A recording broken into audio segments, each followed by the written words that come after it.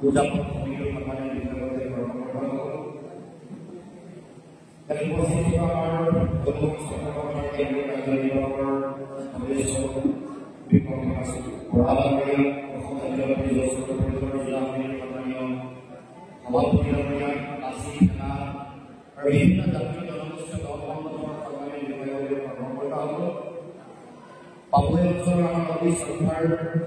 dipimpin oleh Dua waktu oleh serta menjadi waktu amal Muhammad Sallallahu Alaihi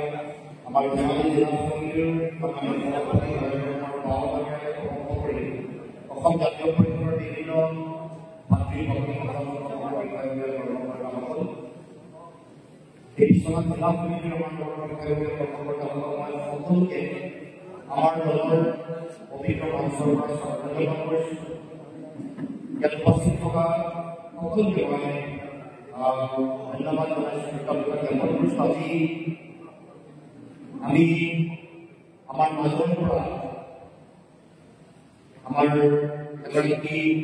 শক্তিশালী জাতীয়তাবাদী বংশীক আমি আপোনালোকে সকলোৱে জানে। দুৰ্নীতি বৰ্তমানী পাপৈ অঞ্চলৰ সকলো মানুহৰ কাৰণে এগৰাকী বন্ধু আছিল, এগৰাকী ভাতৃ আছিল, কাৰোবাৰ জ্যেষ্ঠ আছিল বা এই অঞ্চলৰ মানুহৰ কাৰণে বিপদৰ নগৰী সাহসৰ বন্ধু। এই অঞ্চলৰ মানুহৰ জাতীয় চেতনা আৰু স্বাভিমান তুলি ধৰিবৰ কাৰণে যিটো সংগ্ৰামী শক্তি লাগে, যিটো সত্তা লাগে, এই সত্তাক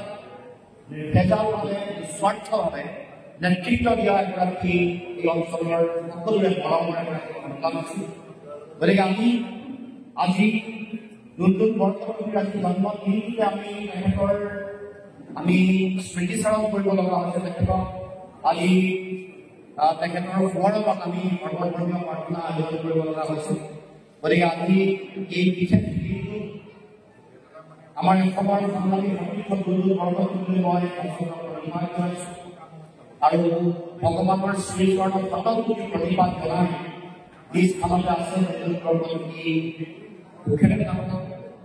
শান্তিৰে থাকক, স্বাধীনতাৰে থাকক,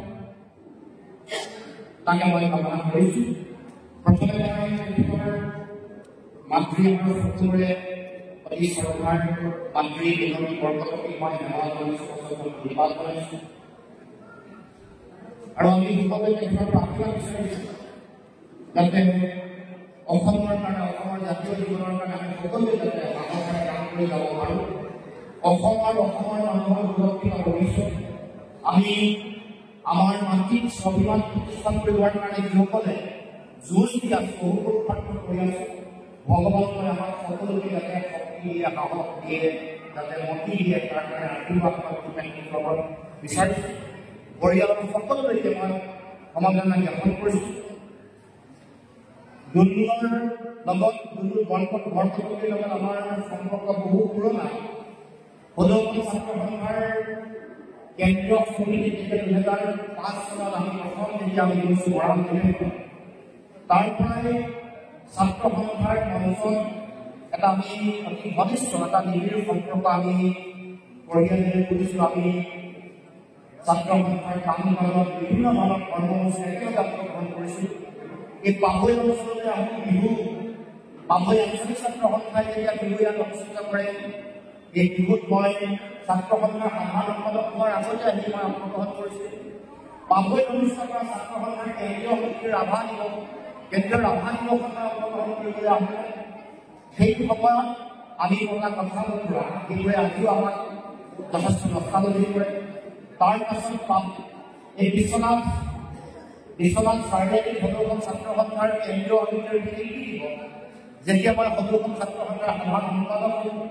তাৰ পাছত শোণিতপুৰ জিলাৰ পৰা যেতিয়া বিশ্বনাথ চাৰিআলি জিলা গঠন হ'ল, সেই সময়ত ছাত্ৰ সন্থাৰ দায়িত্বত থাকোঁতে অহা কথা আৰু বিভিন্ন সময়ত বিভিন্ন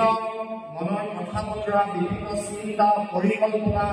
জাতীয় জীৱনত কেনেকৈ আগবঢ়াই লৈ যাব লাগিব, আমি কেনেকৈ কি দায়িত্ব পূৰণীয় কৰ্তব্য আছে, এনেকুৱা বিভিন্ন ধৰণৰ কথা বতৰা পতা, বিভিন্ন ধৰণৰ ঘনিষ্ঠতা আৰু বিভিন্ন সময়ত প্ৰত্যাহ্বান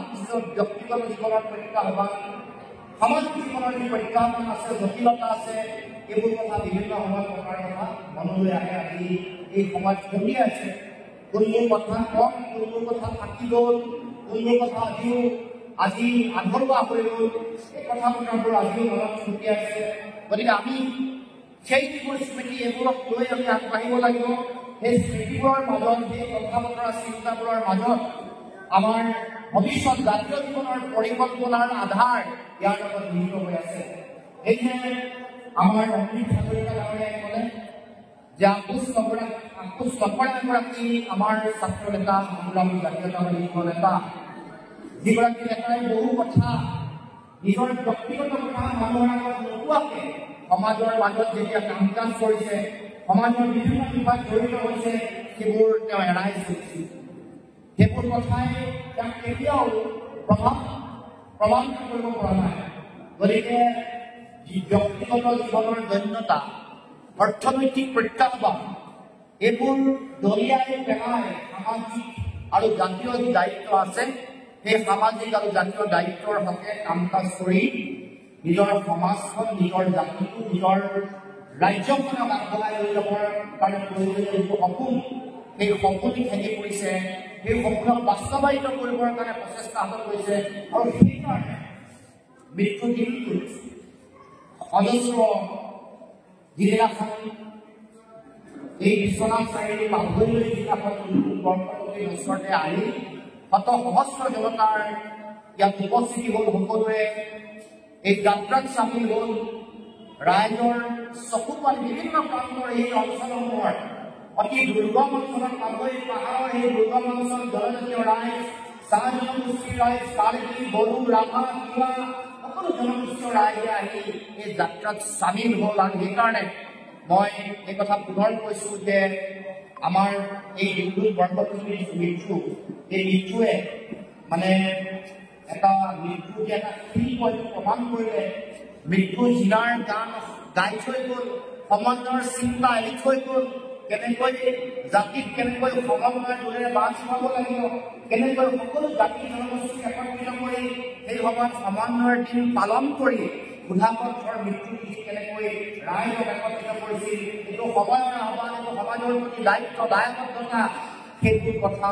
আমাক পুনৰ মৰাই থৈ গৈছে আমাৰ মাজত যদিও দুৰ্যোগ বৰপতি নাই কিন্তু তেওঁ দি থৈ যোৱা সেই আদৰ্শ চিন্তা চেতনা সেই দৰ্শন আমি সকলোৱে কঢ়িয়াই লৈ যাব লাগিব আৰু আমাৰ উত্তৰ পুৰুষক নতুন পুৰুষক বাট দিব লাগিব বাট দেখুৱাব লাগিব যাতে আমি সেই বাটেৰে সকলোৱে বাট তুলিব পাৰোঁ আগবাঢ়িব পাৰোঁ গতিকে অতি শ্ৰদ্ধাৰ পাঠ্যভাষী ৰাইজ গতিকে আমি সেই কথা বতৰাবোৰ যাতে আহি থাকিব লগা দিনসমূহত সকলোৱে আগবঢ়াই লৈ যাব পাৰোঁ সদৌ অসম ছাত্ৰ সন্থাৰ বিশ্বনাথ জিলা সমিতিয়ে আয়োজন কৰা সমন্বয়ৰ দিন যাতে পুনৰ উদযাপন কৰি থকা হয় সমন্বয়ৰ মানুহে মানুহৰ বাবে বুধাপন্থৰ সেই যিটো মহান মানে পন্থবাদী জাতীয় জীৱনৰ আহ্বান সেই আহ্বানক যাতে সদায় পৰাই থকা হয় সদায় লৈ থকা হয় সদায় যাতে সেই আহ্বান যাতে সকলো ৰাইজক যাতে আহ্বানৰ যোগেদি যাতে সকলোকে উদ্বুদ্ধ কৰা হয় তাৰ কাৰণে যাতে তেওঁলোকে দায়িত্ব পালন কৰে তাৰ কাৰণে মই আহ্বান জনাইছোঁ গতিকে মই বৰ দীঘলীয়া কথা নকওঁ আমি সকলোৱে জানো যে মৃত্যুৰ পিছতে আচলতে ডক্টৰ ভূপেন হাজৰিকাকো মৃত্যুৰ পিছতে প্ৰকৃত গুণানুকীৰ্তন কৰিছে জীয়াই থকা অৱস্থাত আমি সকলোৱে চিনি পালোঁ কিন্তু বহু চিনি পাবলৈ বাকী থাকিল বা গুণানুকীৰ্তন মৃত্যুৰ পিছতে শত সহস্ৰ জনতাৰ উপস্থিতি হ'ল ৰাজীৱ হত্যাৰ মৃত্যু হোৱাৰ পাছতে অসমৰ জনতাই বুজি পালে যে কেনেকৈ জাতিক জগোৱা কাম লাগিছিল কেনেকৈ জাতীয়তাবাদী চিন্তা জাতিক বান্ধ দেখুওৱা পথ দেখুওৱা পন্থ ৰাজীৱ হত্যাই নিগৰাইছিল এই কথা মানুহসকলক মৃত্যুৰ পিছত হাজাৰ হাজাৰ মানুহ যিদিনাখন শ্মশানৰ যাত্ৰা হৈছে যিদিনাখন শ্মশানত যিদিনাখন তেওঁ দিয়া হৈছে সেইখিনিত মানুহ উপস্থিত হৈছে তাৰ পাছত ৰাজহুৱা আদ্যশ্ৰাদ্ধতা হাজাৰ হাজাৰ লক্ষ লক্ষ জনতাৰ উপস্থিতি হৈছে কেনেকৈ দুৰ্যোগ বৰপতিৰ পিছতো দুৰ্যোগ বৰপতিৰ প্ৰকৃত কৰ্মৰাজি সকলোৱে উপলব্ধি কৰিছে দৈন্যতা অৰ্থনৈতিক প্ৰত্যাহ্বান নিশ্চিতভাৱে আছিল আৰু যেতিয়াই মানুহে আপোচ নকৰে, যেতিয়াই নিজৰ আদৰ্শক লৈ মানুহে যুঁজ কৰে, তেতিয়া বহু ধৰণৰ প্ৰত্যাহ্বান আহে। আমি যিসকল আজি আছো আমাৰো তেনেকুৱা ধৰণৰ বহু প্ৰত্যাহ্বান, জীৱনৰ ব্যক্তিগত জীৱনৰ প্ৰত্যাহ্বান, জাতীয় প্ৰত্যাহ্বান, এইবোৰ এটা মানুহৰ স্বভাৱজাত এটা প্ৰক্ৰিয়া, এইটো এটা প্ৰাকৃতিক এটা ধৰ্ম। যেতিয়া মানুহে আপোচ কৰে, যেতিয়া কাৰোবাৰ লগত সহৱস্থান কৰি নিজৰ ব্যক্তি স্বাৰ্থ সিদ্ধি কৰিবৰ কাৰণে যেতিয়া সুবিধাজনক স্থিতি মানুহে গ্ৰহণ কৰে, তেতিয়া এনেকুৱা ধৰণৰ প্ৰত্যাহ্বান সহজে মানুহৰ মাজলৈ নাহে। কিন্তু দুৰ্বল বৰকটকীয়া যিহেতু কেতিয়াও আদৰ্শত কেতিয়াও আপোচ নকৰিলে, কেতিয়াও ব্যক্তি স্বাৰ্থক প্ৰাধান্য নিদিলে, সেইকাৰণে ব্যক্তিগত জীৱনত ইমান প্ৰত্যাহ্বান আহিল। কিন্তু এটা আমাৰ ছাত্ৰ সন্থা বা যুৱ ছাত্ৰ পৰিষদৰ লগত জড়িত হৈ থকা, গাঁৱে ভূঞে প্ৰান্তে প্ৰান্তে চুবুৰীয়া থকা গাঁৱৰ দুৰ্গম অঞ্চলত থকা আমাৰ যিসকল জাতীয়তাবাদী নেতা আছে, তেওঁলোকৰ এনেকুৱা যথেষ্ট ব্যক্তিগত জীৱনৰ জটিলতা আছে, প্ৰত্যাহ্বান। বহু এনেকুৱা যুৱক আছে, যুৱক আছে যি প্ৰয়োজনীয় চিকিৎসা নোপোৱাকে তেওঁলোকে মৃত্যুমুখত পৰিব লগা হৈছে। এনেকুৱা বহু যুৱ বন্ধু আছে যাৰ পিতৃ-মাতৃৰ চিকিৎসা পুত্ৰই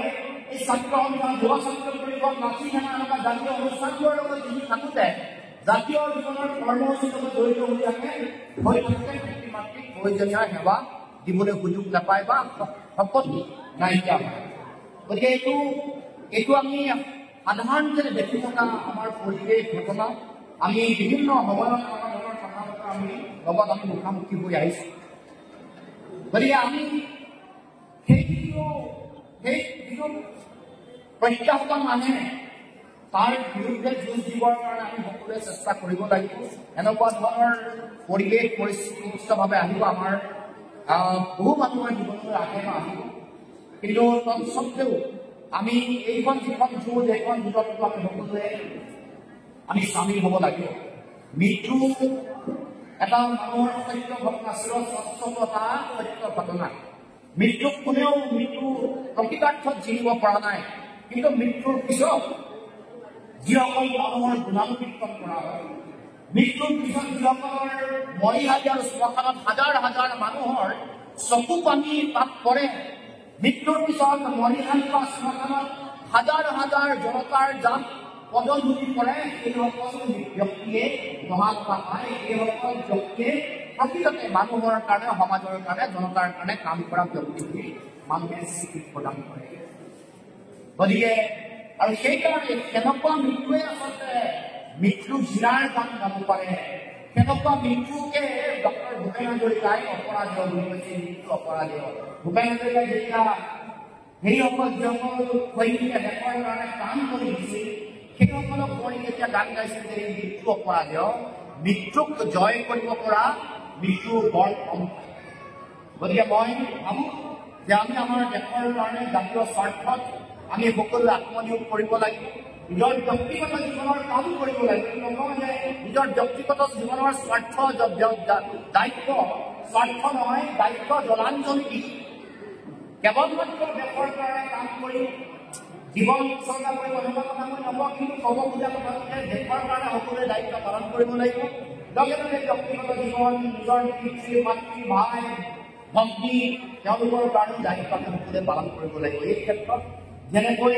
জাতীয় সংগ্ৰাম, সামাজিক সংগ্ৰাম আমাৰ নিৰৱচ্ছিন্নভাৱে অব্যাহত থাকে, তেনেকৈ ব্যক্তিগত জীৱনৰ বহু ধৰণৰ সংগ্ৰামো প্ৰতিগৰাকী সমাজপ্ৰেমী জাতীয়তাবোধ সম্পন্ন মানুহৰ এই সংগ্ৰামো অহৰ্নিশে চলি থাকে। বহু মানুহে এই কথা উপলব্ধি কৰিব নোৱাৰে। বাহিৰৰ পৰা দেখিলে এনেকুৱা লাগে যেন জাতীয় দায়িত্ব, জাতীয় সংগ্ৰামৰ নেতৃত্ব দিয়া সেই ব্যক্তিসকলৰ তেওঁলোকৰ কোনো ধৰণৰ ব্যক্তিগত সমস্যা নাই। গতিকে ৰাইজ, আমি আজি এই পবিত্ৰ দিনটোত দুৰ্বল বৰকটকীৰ প্ৰতি শ্ৰদ্ধা নিবেদন জনাই তেখেতৰ আদৰ্শ যাতে আমাৰ মাজত সদায় জীয়াই থাকে, আমি সদায় যাতে এই সমন্বয়ৰ দিনৰ যোগেদি আমি যাতে মানুহৰ মাজত সমন্বয়ৰ চেতনা যাতে সম্প্ৰসাৰণ ঘটাব পাৰোঁ, আমি যাতে এই সমাজ চিন্তা চেতনাক যাতে সকলোৰে এটা জাতীয় দায়িত্ব আৰু এটা মন্ত্ৰ হিচাপে সকলোকে যাতে শিকিব পাৰোঁ, তাই কাৰণে তেনেধৰণে যাতে আমাৰ জাতীয় অনুষ্ঠানসমূহে সমাজখনি প্ৰতিগৰাকী মানুহে যাতে কাম কাজ কৰে তাৰ কাৰণে সকলোকে মই আহ্বান জনাইছোঁ। গতিকে আমি বিশেষ